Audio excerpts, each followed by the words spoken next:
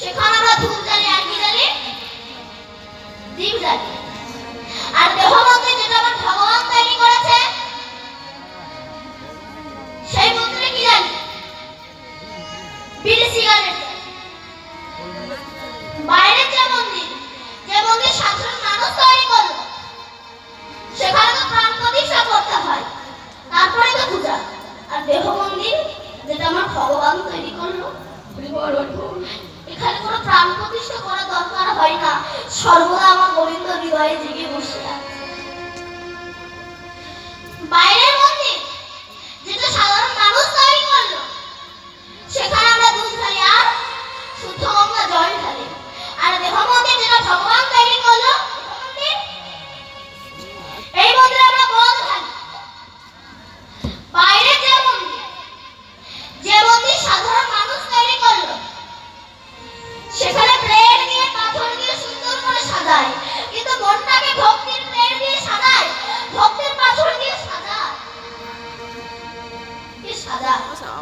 আচ্ছা বাইরে যে মন্দির যেটা সাধারণ মানুষ তৈরি করলো সেখানে কেউ মাছ মাংস তোলেন না, তুলে অপরাধ হয়। আর দেহ মন্দির যেটা ভগবান তৈরি করে দেহ মন্দির একাদশীর দিনও তো মাংস দেন। অনেকে বলে বাবা প্রতিদিন তো মাছ মাংস খাচ্ছি, অন্তত একাদশী পূর্ণিমার দিন খাস না। তখন সেটি বলে জানেন আপনি বেশি জানেন, আপনি জানেন আপনার ভগবান, আপনার যা সাই গিলে যাও। কেন তুমি কি আপনার দাস? আপনার যা চাইবে তোমাকে তাই খেতে হবে। ধরো রাস্তা দিয়ে যাচ্ছে কোনো ভালো পুরুষ কোনো মহিলাকে, আচ্ছা বলছে কে জড়িয়ে ধরে, কে জড়িয়ে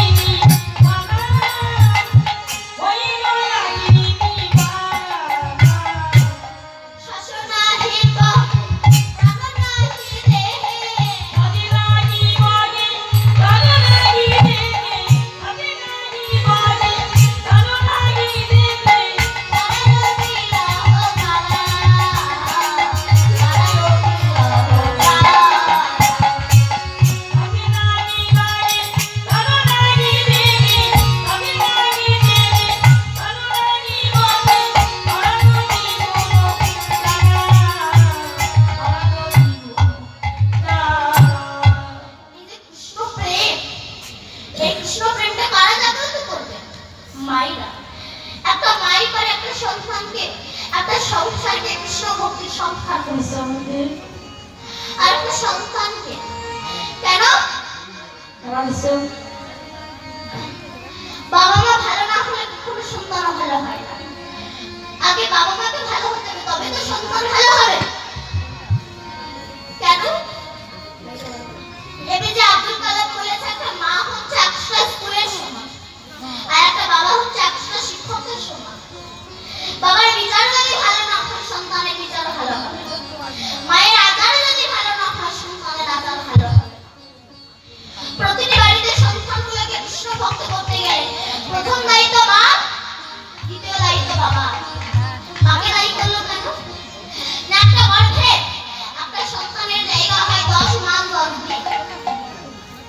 মা যদি ধর্মের পথে অগ্রসর না হয়, সন্তান কোনোদিনও ধর্মের পথে অগ্রসর হবে না। কেন? বাঘিনী যখন জলে নামে তার বাচ্চাদেরকে সাঁতার শেখায়, প্রথমে নিজে আগে জলে নামে, পেছন পেছন বাচ্চারা নামে। মা যদি ধর্মের পথে আগে অগ্রসর না হয়, সন্তান কখনো ধর্মের পথে অগ্রসর হবে না। বিদ্যাসাগরের মা তিনি সাগরের মা, তিনি খালের মা নয়, তিনি বিলের মা নয়, তিনি সাগরের মা। কেন? মা হতে গেলে তাকে কে মহিষী হতে হয়।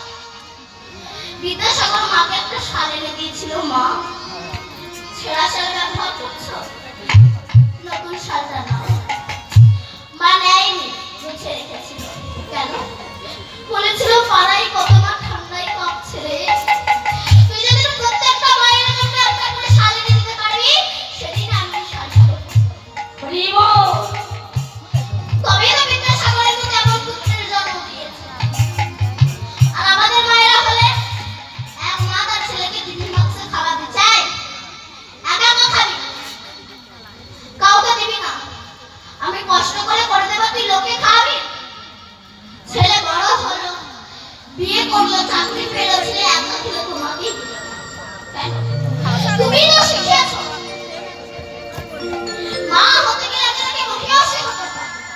প্রভুপাদের বাবা কলকাতায় চাকরি করতো, 10টায় অফিসে যেত, 9টা পর্যন্ত দরজায় বসে থাকতো। কোন সাধু বৈষ্ণবকে দেখলেই বলতো, একবার আসুন না বাড়িতে, আসুন না। কেন? আমার ছেলের মাথায় হাত দিয়ে বলুন, ওর যেন রাধারানীর কৃপা হয়। আজ সেই প্রভুপাদকে সারা বিশ্ব চেনে, সারা বিশ্বের কাছে তিনি সাধারণী বলনী ভক্তজনীয়।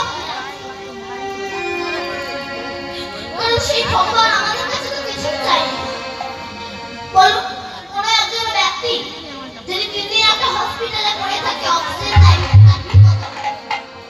আর সারা জগৎটাকে আমাদের অক্সিজেন দিয়ে যাচ্ছে, সেই জন্ম থেকে মৃত্যু পর্যন্ত সারা জগৎটাকে আমাদের অক্সিজেন দিয়ে যাচ্ছে। সে বিশ্বত করার ক্ষমতা আপনার আমার কারণে, সে তো কিছুই চাইনি, পুরো নয়ন জল দিয়ে তাকে ডাকুন, ভগবান তাকেই বলেছে। তাই তো হচ্ছে কৃষ্ণ কৃষ্ণ শুদ্ধ শ্রী কৃষ্ণ, কৃষ্ণ বিনা কিছু না, কৃষ্ণ নাম সুধামে, কৃষ্ণেরই গঙ্গায়, কৃষ্ণেরই গঙ্গায়।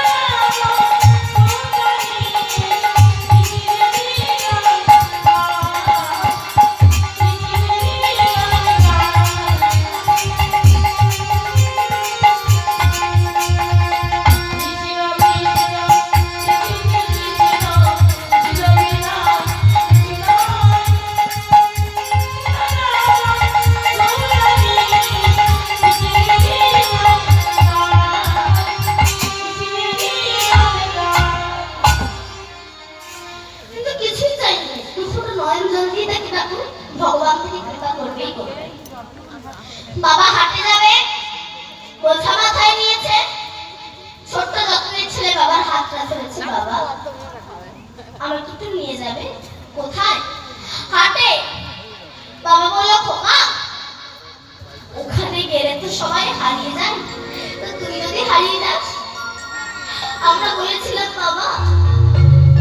খোকা তখন বলল, বাবা আমাকে নিয়ে চলো, কথা দিচ্ছি তোমার হাত আমি ছাড়বো না। এবার ছেলের কথা বিশ্বাস করে বাবা যে ছেলেকে হাটে এনেছে, বোঝাটা নামাতে গিয়েছে, হাতটা ছাড়া করেছে। সেই সময় ছেলে বিভিন্ন রকম দোকান দেখছে, চপের দোকান, ফুচকার দোকান, বেলুনের দোকান, খেলনার দোকান, বাজারে কিনা নেই।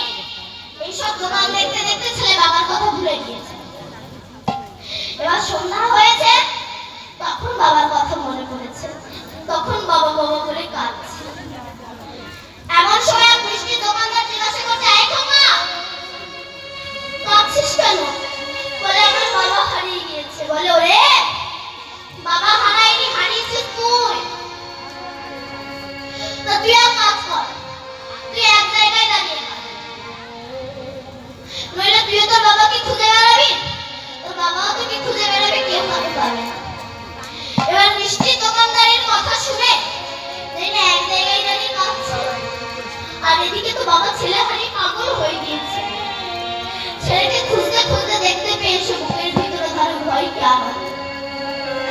বৈষ্ণব কবি তত্ত্ব দিচ্ছে, আমি আপনারা যখন মাতৃগর্ভে ছিলাম, ওই প্রেমিকটির কুকুর কবর দংশন সহ্য করতে না পেরে, 32টা নারীর দংশন সহ্য করতে না পেরে, চামড়ার বাক্সের ভিতরে থাকতে না পেরে আমরা বিশ্বপিতাকে বলেছিলাম, হে পিতা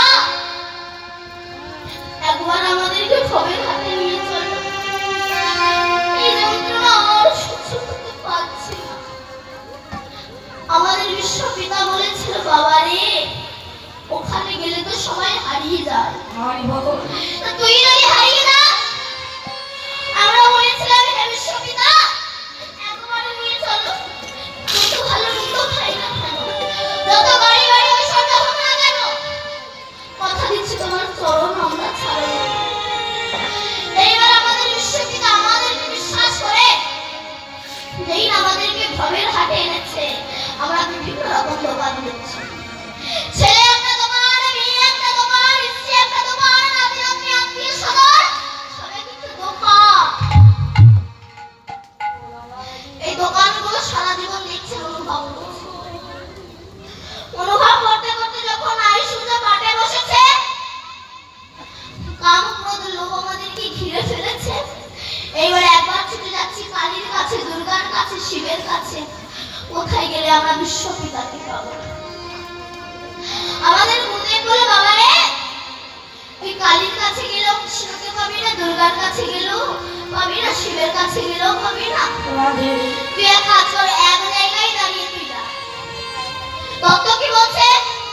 ভগবানের মূর্তির সামনে এক জায়গায় দাঁড়িয়ে গান গুরুচরণ দিতে হবে, দেখবি তোর বিশ্বপিতা তোকে ঠিক করে দিয়ে যাবে।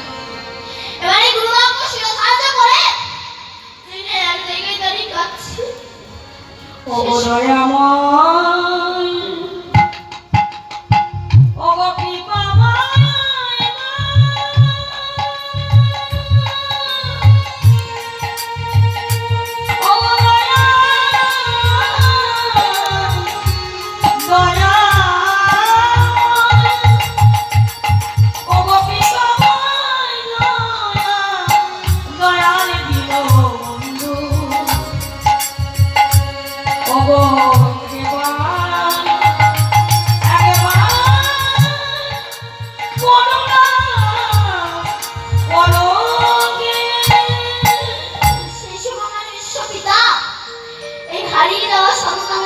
ধরার জন্য, মায়ার ঝাঁটালাতি খাওয়া থেকে বাঁচানোর জন্য বলরাম কি করেছে নিতাই, আর স্বয়ং কৃষ্ণ করেছে গৌর।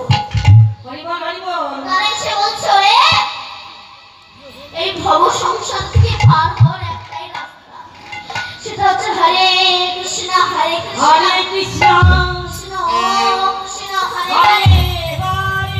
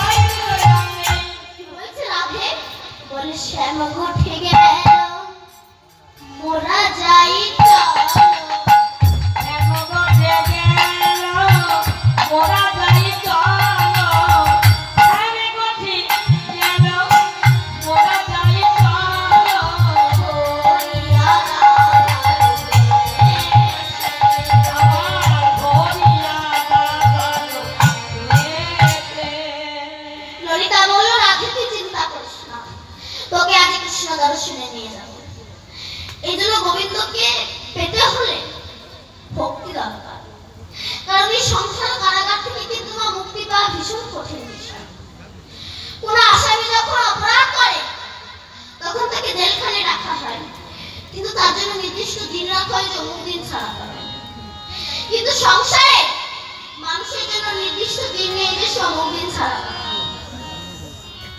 দেখবেন ফুটবল খেলার মাঠে যখন খেলোয়াড়রা খেলতে নামে, সে সময় এই খেলোয়াড় ফুটবলকে লাথি মেরে ওই খেলোয়াড়ের পায়ে দেয়, ওই খেলোয়াড় ফুটবলকে লাথি মেরে ওই খেলোয়াড়ের পায়ে দেয়। তখন ফুটবল মনে মনে ভাবছে কখন আমি গুলকির কাছে যাব, গুলকি হয়তো আমাকে লাথি মারবে, কিন্তু সে তো প্রথমে আমার বুকে করে নেবে। সংসারে প্রত্যেকটা বাবা মায়েরই একই অবস্থা। বড় ছেলের কাছে লাথি খেয়ে মেজো ছেলে, মেজো ছেলের কাছে লাথি খেয়ে সেজো ছেলে, সেজো ছেলের কাছে লাথি খেয়ে ছোট ছেলে, ছেলের কাছে লাথি খেয়ে বৌমা, বৌমার কাছে লাথি খেয়ে নাতি নাতনি, নাতি নাতনির কাছে লাথি খেয়ে আত্মীয় স্বজন। আর এই লাথি খেতে খেতে আমরা বাধ্য হয়ে পরিপূর্ণ হয়ে যাই। সেই দিন দিনের শেষে মনে পড়ে আমার দীনবন্ধুর কথা। তখন চোখে দেখতে পারি না, মুখে কথা বলতে পারি না।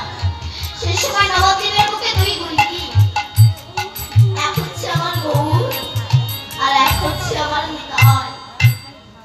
তারা এসে বলছো রে, তোদের যে লাঠি খেতে খেতে তোদের যে অন্তিম সময় চলে এসেছে, তোদের কি কেউ না দেখুক আমরা দুটি ভাই, আমাদের মুখে আয় একেবারে বলে হরে কৃষ্ণ হরে কৃষ্ণ হরে কৃষ্ণ কৃষ্ণ কৃষ্ণ হরে হরে হরে হরে রাম হরে হরে রাম রাম রাম হরে হরে। তো ললিতা বলল, রাধে তুই চিন্তা করিস না, ছলে বলে করে কৌশলে তোকে আমরা কৃষ্ণ দর্শনে নিয়ে যাব। রাধারানী বলছে, সখী তুই কি করবি? বলে, বৃন্দাবন নন্দ নন্দন কৃষ্ণ আজ তোকে সাজাবে। তখন রাধারানী বলছে, সখী আমি তো পরিষ্কার আছি, তো কালো আমায় কালো করবি কি করে? ললিতা ছুটে গেলেন মৃগ, মৃগ মানে হরিণ। হরিণের মাথায় যদি 60 নক্ষত্রের জল পড়ে নাভিতে কস্তরি হয়, খুব সেম, তার মাথায় কালো হয়।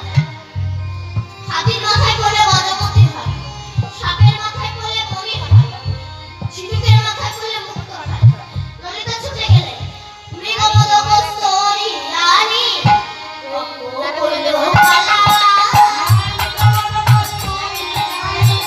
অঙ্গ করিল কালা, মৃগ মদ কস্তরি রানী অঙ্গ করিল কালা, বলায় মাখিয়া দিল কলমে মালা, বলায় মাখিয়া দিল কলমে মালা, বলায় মাখিয়া দিল কলমে মালা, বলায় মাখিয়া দিল কলমে মালা। রাধারানী বলছে, সুখী তুই কি করলি? আমার অঙ্গে কালি দিলি কেন? ললিতা বলছে, যদি তোকে কালো না করবো কৃষ্ণ দর্শনে নিয়ে যাবো কি করে? রাধারানী বলছে, যদি কৃষ্ণ দর্শনে নিয়ে যাবো এত ইচ্ছা আমায় বলি না কেন? বলে, বললে কি করতিস? বলে, ভিতর বাহির করে দিতাম। ওরে ললিতা রে,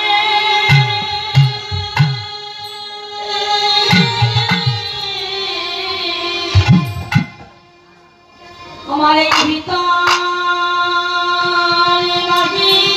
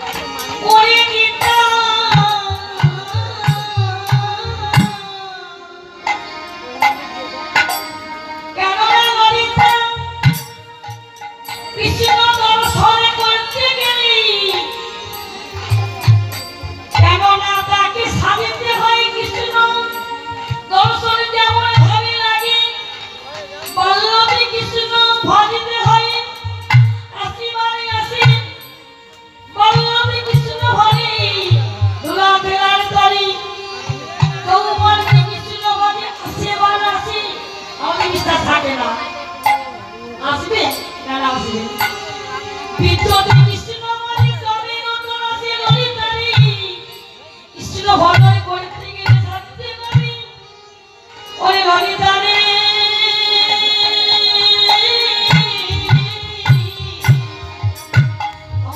ভিতর বাকি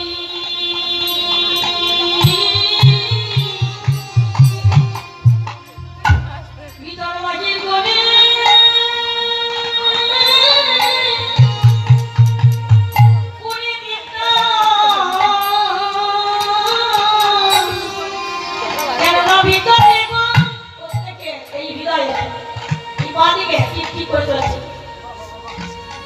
এই নিষ্ঠায় তখনই বন্ধ হয়ে যায় বাবা এই নিষ্ঠা ছেড়ে যাই ভিতরে আসি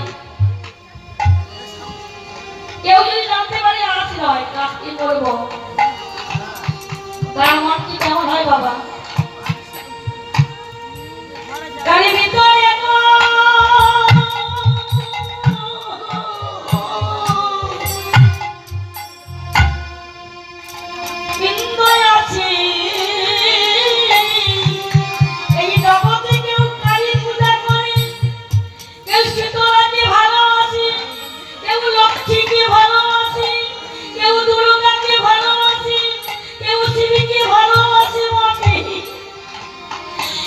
যদি আমার সরাসরি গোবিন্দের কাছে পৌঁছে যায় ধাপে ধাপে আমি ভিতরে মাগি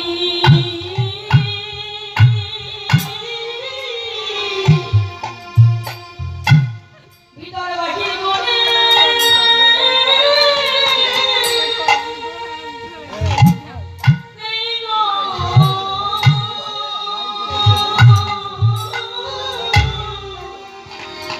আমার ভিতরে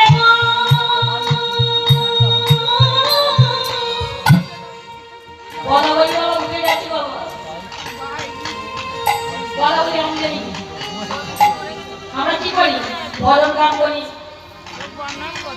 মহাদেবকে পারেছি বাবা ওদেরকে বলে সবাই মিলে যাবে যে বড় কথা বললো ছাত্র ভাগবতের কথা মহাভারতের কথা শ্রীমদ ভাগবতের কথা ছাত্র বললো কিন্তু তোমাটা ভজন বললাম আমরা কেউ বুঝলাম ও কি ও পক করছে উড়ে যাই একটু ঘুমানো আমার ভিতরে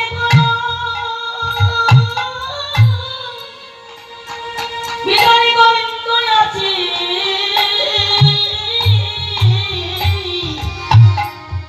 ওর ভিতরে বাকি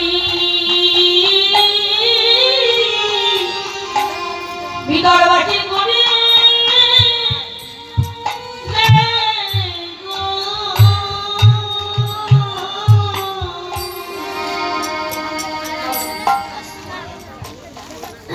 ভিতর বাহিরে করে দিতে আমার অঙ্গে কালি দিলি কেন এই যে কৃষ্ণ প্রেম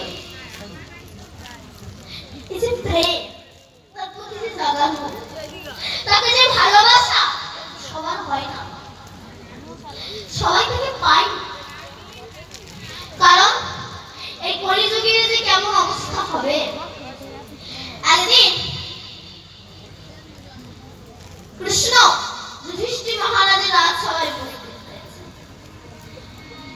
তা পঞ্চ পাণ্ডব আমি তোমার রাজসভায় এসে উপস্থিত হয়েছি সবাই শঙ্খধ্বনি করলো উলুধ্বনি করলো সবাই কত আনন্দে আছে তোমরা এমন মুখ গোমরা করে বসে আছো কেন যুধিষ্ঠির বলছে কৃষ্ণ কিছুক্ষণ হচ্ছে আমি অনেক রকম দেখছি তা আমি জানতে চাই এই সামনে যে কলিকাল আসছে এই কলিকালের মানুষ কেমন আচ্ছা ভীম তোমার মনে কি প্রশ্ন আছে বলে আমি জানতে চাই কলিকালের ধর্ম কেমন অর্জুন বলে আমি জানতে চাই কলিকালের মা কেমন হবে আর কলিকালের বাবা কেমন হবে আর নকুল তুমি কি জানতে চাও বলে আমি জানতে চাই মানুষের পতন হবে কি করে আর সহদেব বলে আমি জানতে চাই মানুষের উত্থান হবে কি করে গোবিন্দ বলল কথা উত্তরগুলো এত সুন্দর আমার এক্ষুনি বলতে ইচ্ছা করছে ভীম বলছে না বলো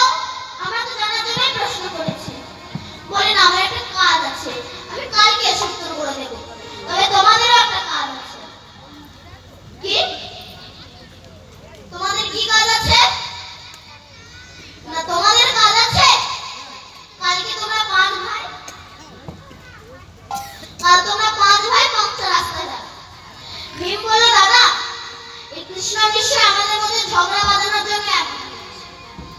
কৃষ্ণ বলছে ভীম, এক বিছানায় শুলে কি প্রেম হয়? প্রেম হলে এক মাইল দূরে থেকেও হয়। যাও না, একদিনই তো ব্যাপার। ঠিক আছে। পরের দিন সকাল হয়ে গেল। পাঁচ ভাই পাঁচটা রাস্তায় যাবে। যারা হিন্দু সনাতনী তারা বিছানা থেকে ওঠার সময় মুখে কৃষ্ণ নাম না নিয়ে ওঠে না। আমরা সবাই মিলে একটু গাইব, ভজ শ্রী কৃষ্ণ কহ